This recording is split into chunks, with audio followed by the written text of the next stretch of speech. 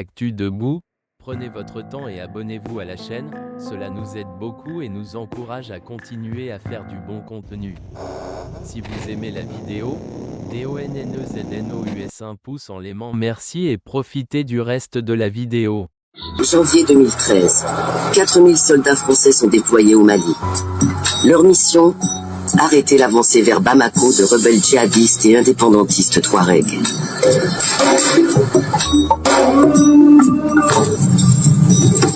Pourtant, l'opération Serval est différente de la longue série des interventions de la France dans ses anciennes colonies. Les Français ne sont plus les seuls à avoir des intérêts dans la région.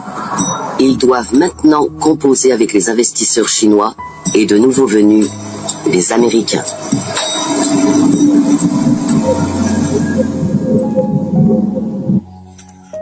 Ma première observation porte sur les modalités de l'intervention armée de l'armée française en 2013 au Mali. Le documentaire commence par une omission d'une information extrêmement importante. C'est que les autorités maliennes, à l'époque, le président intérimaire du Mali, en janvier 2013, s'appelle Dioncounda Traoré. Il est heureusement encore vivant. Les autorités maliennes n'ont jamais demandé le déploiement au sol de l'armée française. Nous avons pu consulter sur le site du Sénat français les échanges originaux entre l'administration du président Hollande et l'administration malienne. Le Mali a demandé à la France un appui feu aérien et un appui en renseignement militaire, satellitaire. Deux choses ont été demandées par le Mali. Que l'armée française utilise sa supériorité aérienne contre les terroristes et que l'armée française, grâce à ses satellites, donne à l'armée malienne le renseignement sur la position des terroristes.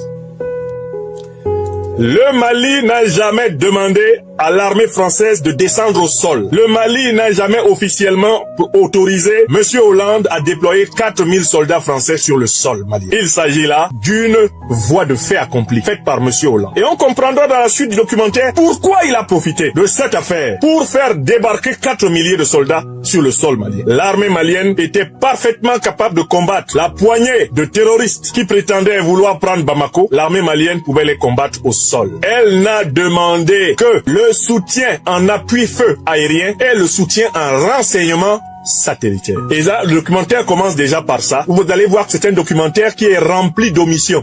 Il y a des informations, soit ils ne les ont pas, soit ils font exprès de ne pas les donner, même si, par ailleurs, ils révèlent beaucoup de choses. La France-Afrique est devenue le monde Afrique. Car l'Afrique est maintenant un pion essentiel sur l'échiquier mondial du XXIe siècle.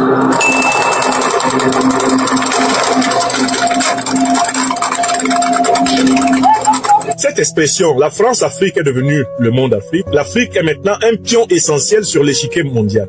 Cette phrase dit très bien que même les réalisateurs de ce documentaire ne considèrent pas l'Afrique comme une puissance, mais ils la considèrent comme un pion de l'échiquier mondial. À qui appartient l'échiquier mondial? Mais aux grandes puissances, pas à l'Afrique. Donc il est question de dire ici comment l'Afrique va désormais être l'objet de la manipulation, pas seulement de la puissance coloniale française, qui était resté pour ainsi dire le gendarme de l'Afrique, mais comment les autres puissances occidentales et orientales vont entrer dans le jeu toujours pour manipuler l'Afrique. Donc dans ce documentaire, l'idée d'une Afrique qui soit elle-même une puissance, l'idée d'une Afrique qui existe en soi et pour soi, elle n'existe pas. Dans la tête des réalisateurs, non. L'Afrique est un pion. Pour ceux qui connaissent le jeu de dames, qu'est-ce que c'est qu'un pion? Pour ceux qui connaissent le jeu d'échecs, qu'est-ce que c'est qu'un pion? Les pions, ce sont en réalité pour l'essentiel les tout petits fantassins qui sont devant et qu'on déplace. Et plus largement, le pion, c'est une pièce passive. Elle a besoin de l'acteur, elle a besoin du joueur pour bouger. Il n'y a pas de pion qui bouge seul. L'Afrique est donc, dès l'entrée de ce documentaire, présentée comme un continent passif sur lequel chacun vient jouer. De la Libye à la Centrafrique et du Soudan du Sud au Mali du Nord, les conflits, la terreur et le chaos se sont répandus sur tout le continent. Au cœur de cet embrasement, un territoire est stratégique, le Sahel. Cette vaste région qui englobe le Sahara au nord et les savanes au sud est devenue le nouveau front de la guerre internationale contre le terrorisme.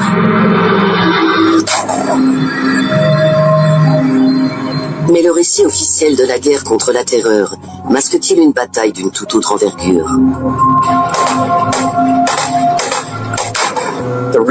Il y a des ressources en abondance. Il y a du gaz, du pétrole, du coltan, de l'or, du cuivre, et la liste ne s'arrête pas là. Toute la période actuelle est marquée par ce qu'on pourrait appeler a new scramble for Africa, c'est-à-dire un nouveau partage de l'Afrique.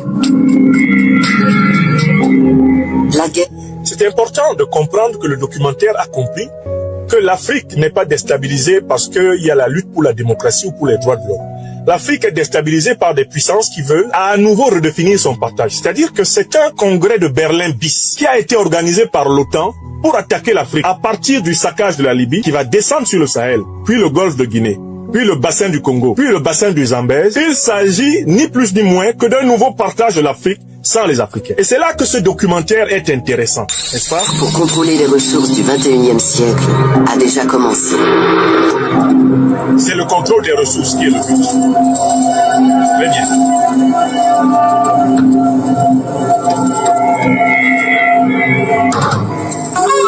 Au cœur de cette région tourmentée du Sahel, il est une nation, le Mali, parmi les plus pauvres au monde. Le chômage y est endémique. La majorité de la population peine. Les journalistes qui font ce documentaire ne connaissent pas le Mali. Ils confondent une nation appauvrie avec une nation pauvre. Nous récusons la présentation du Mali comme l'une des nations les plus pauvres au monde. Il faudrait réécrire en réalité un contre-documentaire pour dire le Mali, l'une des nations les plus riches au monde et par conséquent les plus convoitées par les nations naturellement les plus pauvres et qui ont besoin de piller les autres pour être apparemment riches. Vous voyez, quand on écoute un documentaire comme ça, on en profite pour procéder à la décolonisation conceptuelle des Africains. Le Mali n'est pas un pays pauvre.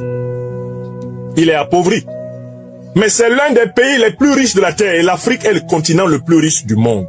C'est la vérité. Et c'est pour ça que l'Afrique est le continent le plus attaqué de la planète. C'est parce que c'est le plus riche. C'est parce que nous, Africains, nous sommes les hommes et les femmes auxquels Dieu et la nature ont donné le plus grand nombre de richesses naturelles, que notre continent natal est le plus attaqué de tous les 5 continents. Survivre.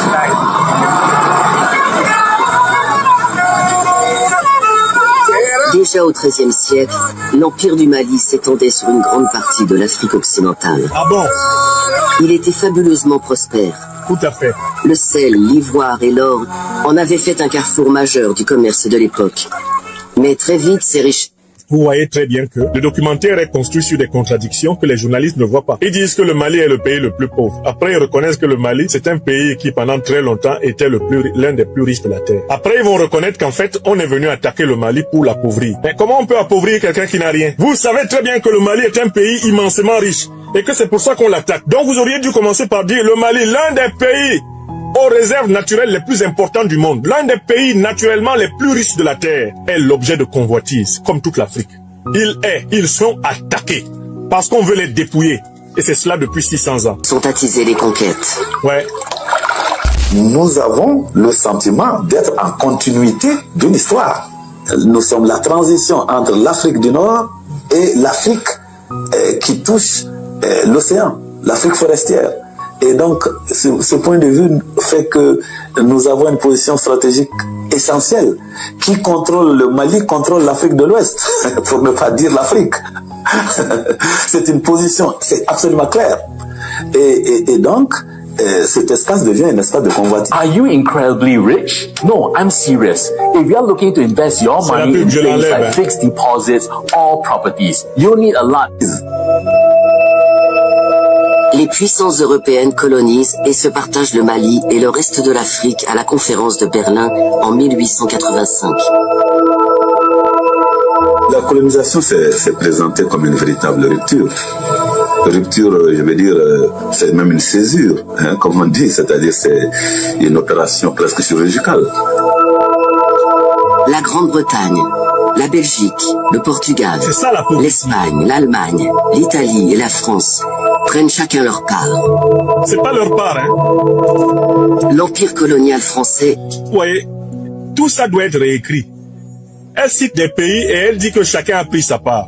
Mais ces pays n'avaient pas de part. Le Mali, c'est pas la France. L'Afrique, c'est pas la France. Quand la France, le Portugal, l'Italie, la Grande-Bretagne viennent se partager l'Afrique, ils ne se partagent pas quelque chose qui leur appartient. Il faudrait dire, viennent agresser et dépouiller les Africains. La France n'a pas pris sa part, elle n'a aucune part dans l'Afrique. La France a ses parts en France. Les parts de la France sont des parts de la France. En France. Ça me rappelle exactement ce qui s'est passé récemment avec un documentaire, un journal britannique qui dit que le président Ibrahim Traoré du Burkina Faso a nationalisé les mines britanniques. Mais dis donc, le président Ibrahim Traoré a nationalisé les mines burkinabées, les mines d'or qui sont au Burkina.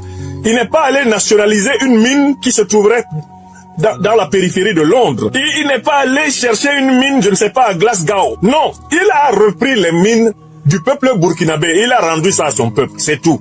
Donc vous pouvez pas vous dire que le président burkinabé a nationalisé des mines britanniques, puisque ces mines se trouvent au Burkina Faso. C'est l'or du Burkina que le Burkina a repris. Vous ne pouvez pas dire que la France a pris sa part, que l'Angleterre a pris sa part. Elle n'avait aucune part, et elles n'ont toujours aucune part dans les affaires souveraines de l'Afrique. Il faudrait dire, la France, l'Angleterre, l'Allemagne, le Portugal, l'Espagne ont pillé et hontément l'Afrique, grossièrement volé l'Afrique. Voilà la vérité. Il ne s'agit pas de prendre leur part. Le partage de Berlin est un grand carnage organisé. C'est un grand pillage organisé. C'est une barbarie sans nom. Voilà la vérité. Nous devons décoloniser ces concepts. Et c'est pour ça que je vous fais écouter ce documentaire avec un œil critique. C'est comme ça qu'on doit regarder les productions de ceux-mêmes qui n'ont pas intérêt à ce que nous soyons libres en Afrique. Et s'étend sur une grande partie de l'ouest et du nord de l'Afrique. Il va fournir les matières premières, comme le pétrole en Algérie, nécessaires à l'essor industriel et militaire de la France de l'après-guerre.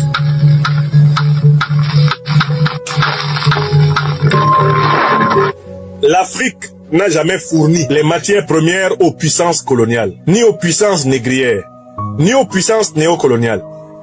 Les puissances négrières, coloniales et néocoloniales arrachent et pillent les matières premières de l'Afrique. L'expression « l'Afrique fournit » n'est pas bien placée. Pour que l'Afrique fournisse, il faut qu'il y ait un commerce équitable et des États africains authentiquement souverains. À ce moment, on parle de fourniture. Le concept de fourniture n'a aucun sens ici. L'Afrique est pillée. Ses matières premières sont pillées. Elles sont arrachées par les puissances négrières, coloniales, néocoloniales et impérialistes. Et c'est de cela qu'il s'agit, même aujourd'hui. Le 13 septembre 1960, la France fait exploser sa première bombe atomique à Regan, dans le Sahara algérien. Vous avez entendu ? Le fil rouge, c'est le pétrole et l'uranium. L'uranium, c'est l'uranium du Niger.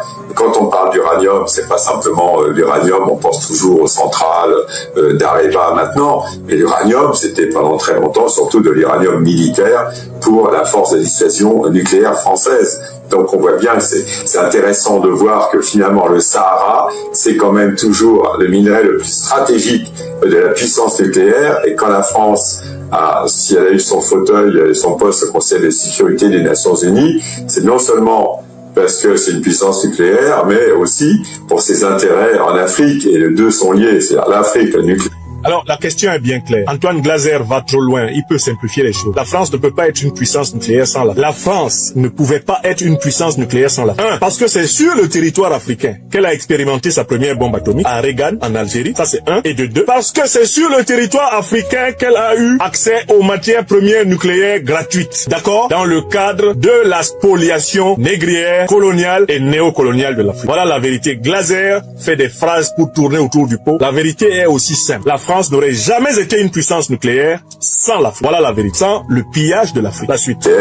Et c'est ce qui donne à la France finalement son rôle de puissance moyenne. Ah oui, ça vient doucement. Mais les vents de l'indépendance soufflent sur l'Afrique. La France perd ses colonies. Non, la France n'a pas perdu ses colonies. Je suis obligé de corriger le documentaire. Si on m'avait envoyé le script de ce documentaire, je crois que mon bic rouge n'aurait pas sauté une ligne sans barrer.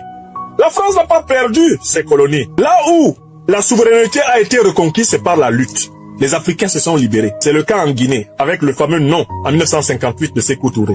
C'est le cas en Algérie, avec la guerre d'indépendance des Algériens. Ils ont battu l'armée française sur le terrain et ils l'ont chassée. La France n'a pas perdu ses colonies. Partout où elle n'a pas perdu la guerre, elle a maintenu justement sa mainmise sur ces colonies-là, et c'est cela qui a créé la France-Afrique. L'indépendance de l'Algérie en 1962 est particulièrement problématique en raison de ses intérêts pétroliers stratégiques. Mais après 8 années de combats sanglants, les Français sont contraints de se retirer. Donc voilà. Après 8 années de guerre contre les Algériens, ils ont été contraints de se retirer. Ils ne sont pas retirés de bon gré. C'est parce qu'ils ont perdu la guerre. Là où ils n'ont pas perdu la guerre, ils se sont débrouillés pour rester. Voilà pourquoi ils sont énervés quand on leur demande de partir du Mali, du Burkina et du Niger récemment. Parce que ça leur rappelle qu'en Algérie, ils avaient été chassés à coups de baïonnettes. Les Maliens, les Burkinabés et les Nigériens, eux, ils les ont chassés à coups de mobilisation populaire et de déclarations et de décisions souveraines. Vous voyez d'où vient la douleur? C'est le traumatisme algérien. La suite. Il ne faut pas oublier que quand la France s'est fait virer de l'Algérie, c'est vrai qu'il fallait trouver, pour la France, pour De Gaulle, il fallait trouver du pétrole ailleurs, et il a trouvé ce pétrole en Afrique subsaharienne, en particulier dans des pays comme le Gabon, le Congo. De Gaulle n'a pas trouvé le pétrole en Afrique subsaharienne. Il ne s'agissait pas d'un parcours de découverte organisé pour les enfants à l'occasion de la fête de Pâques. Il ne s'agit pas d'un jeu de devinettes. Pétrole, où es-tu? Je suis caché. Ah ben, je m'appelle Général de Gaulle, je te cherche pétrole. Montre-toi. Non, il n'a pas trouvé le pétrole. Il a arraché et pillé le pétrole des colonies françaises, celles qui n'avaient pas réussi à se débarrasser de la présence militaire française par les canons. Il n'a pas trouvé le pétrole. Il l'a pillé. Les peuples ne le lui ont pas donné. Pascal Lissouba était président du Congo-Brazzaville dans les années 90. Avant de mourir, il a témoigné que l'État congolais ne connaissait pas les quantités de pétrole prélevées par la France, jusque dans les années 90-2000. Et c'est probablement encore le cas aujourd'hui. Les quantités que Total ramasse au Congo, Denis Sassou Nguesso même ne les connaît pas. Voilà la vérité. Vous voyez comment on écrit un documentaire? Quand vous écoutez ce documentaire-là, vous êtes tellement content. Pourtant, le documentaire lui-même est cousu, en réalité, de doctrine néocoloniale. La suite. Malgré l'indépendance, les nouveaux États africains restent étroitement liés à l'ancien colonisateur. La France y conserve des troupes et garde une influence politique sur son ancien empire colonial. Ah. La France-Afrique est née. Très bien. C'était tellement un système intégré, politique, militaire, économique, qu'il n'était pas question qu'il y ait un contrat important qui échappe à la France, non seulement dans son précaré, mais même hors de son précaré. À partir du moment où elle était puissante sur le plan sécuritaire, il suffisait de passer un coup de fil à un chef d'État pour avoir les contrats, sans appel d'offres, bien évidemment, puisque la France était le gendarme de l'Afrique et défendait l'Occident dans toute cette région. Non, il ne suffisait pas de passer un coup de fil à un chef d'État pour avoir un contrat. Ça se passait pas comme ça. Glaser ne dit pas la vérité. L'armée française ayant maintenu ses bases militaires dans la plupart des pays qui étaient ses anciennes colonies, tout chef d'État dans ces pays-là avait d'abord été installé par la France. Et il savait qu'à l'instant même où il ne ferait pas les 4 volontés de la France, il serait renversé. Donc ce n'est pas un simple coup de fil qui obtenait les marchés. C'était le braquage permanent. C'est le braquage permanent de ces pays par l'armée française qui expliquait l'attitude des vassaux imposés par la classe politique française à la tête de ces pays. Vous voyez, Glaser, il veut banaliser la souffrance des Africains. Il fait des phrases. Il passe pour un expert de l'Afrique. Il n'en est pas un vraiment. Il est expert en maquillage.